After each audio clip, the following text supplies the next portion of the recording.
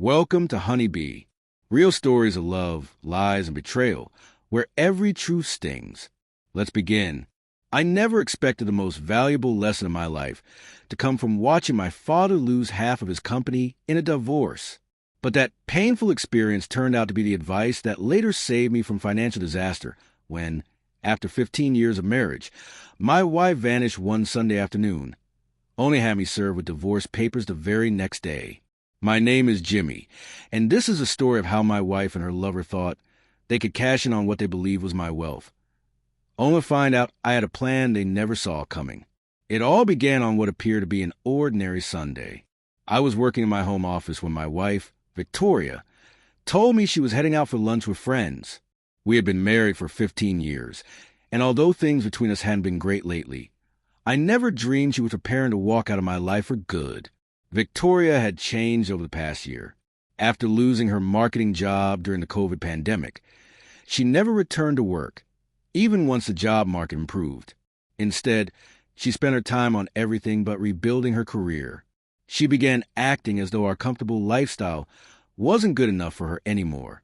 What she didn't realize was that our lifestyle wasn't built on piles of personal wealth in my name. It came from a carefully designed business structure, one I had put in place because of the hard lesson I learned from my father. Back in 2010, my dad went through a brutal divorce with my stepmother that almost destroyed him financially. He had built a thriving contracting company over 2 decades, but because everything was tied directly to him, he lost half of it in the settlement.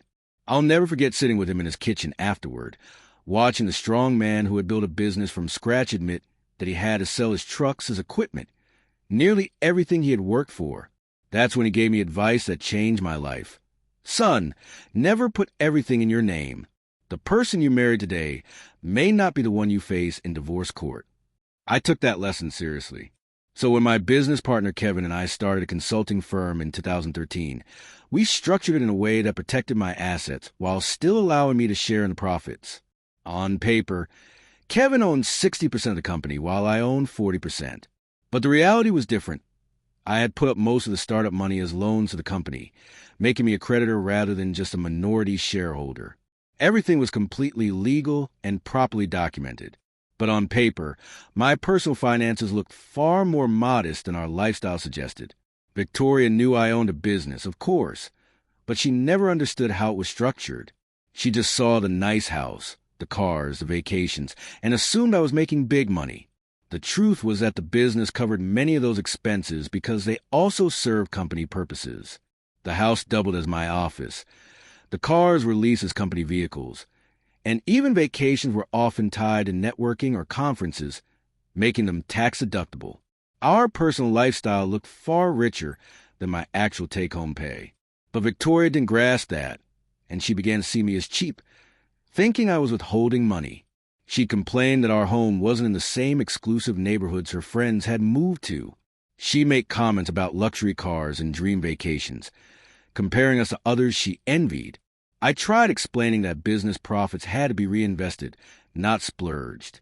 But she grew resentful, convinced I was hiding money and holding her back from a life of luxury. By our 13th anniversary, she had grown distant and critical. She spent more and more time on her phone, tilting the screen when I passed by. She went out with people I didn't know and gave vague answers when I asked questions. Even intimacy faded. She always had excuses. We had become more like roommates than a couple, but I still didn't suspect she was unfaithful, let alone planning to leave. Then came that Sunday. She seemed unusually cheerful, spent extra time on her makeup and hair, and left around noon, saying she'd be back for dinner.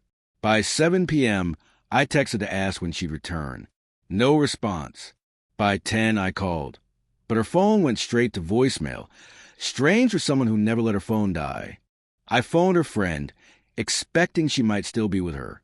To my shock, her friend said she hadn't seen Victoria all day, and they hadn't made any lunch plans.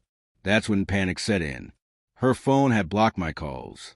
Some of her clothes and jewelry were missing from the closet, and by midnight, I realized she hadn't just stepped out.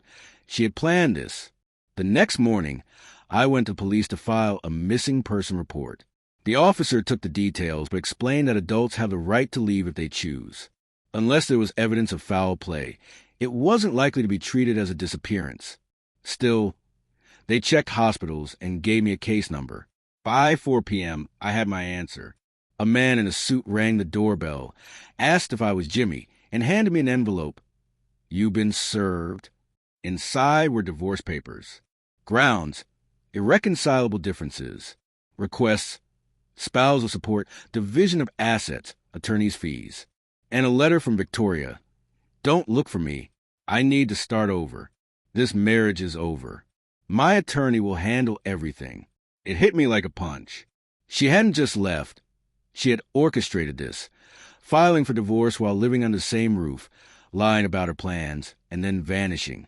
I hired a family law attorney who immediately noticed the way my company was structured. She suggested bringing in a private investigator. Within 2 weeks, the PI uncovered the truth. Victoria had been in a relationship with another man for at least 6 months and had moved in with him the day she left me. Painful, yes, but it explained everything. This wasn't a sudden decision. She had been planning her exit, timing it to give herself the best legal advantage. My lawyer used the evidence to prepare our case. Adultery would weaken her claims for spousal support, and her deliberate abandonment would affect how the court viewed her demands. When the asset disclosure hearing came, I watched her and her new man stroll in looking smug, as though they were about to hit the jackpot. But as my attorney presented the documents, my modest personal accounts, my car, and the fact that I technically owned no major portion of the consulting firm, I saw her confidence collapse. Her lawyer argued I must be hiding assets. The judge pressed for proof. They had none. My lawyer calmly explained how business expenses had supported our lifestyle. The house? Owned by the business. Cars? Business leases. Vacations? Business trips. Everything documented and legal. The judge ruled against her spousal support claim, citing her adultery and ability to work. She walked away with far less than she expected, devastated by the reality she had never imagined. For me, it was bittersweet. My father's advice had spared me financial ruin, but I still mourned the betrayal of 15 years. She had gambled everything on a payout that never existed. Looking back now, I realized my father's painful experience became my shield. I hadn't structured my finances out of distrust. I had done it out of wisdom, and it worked. Victoria's betrayal taught me that financial safeguards aren't about paranoia. They're about understanding human nature. People change. The person you marry might not be the person you face in divorce court. In the end, she learned too late that assumptions about wealth can be disastrously wrong. And I learned that sometimes the most valuable lessons come not from your own mistakes, but from someone else's.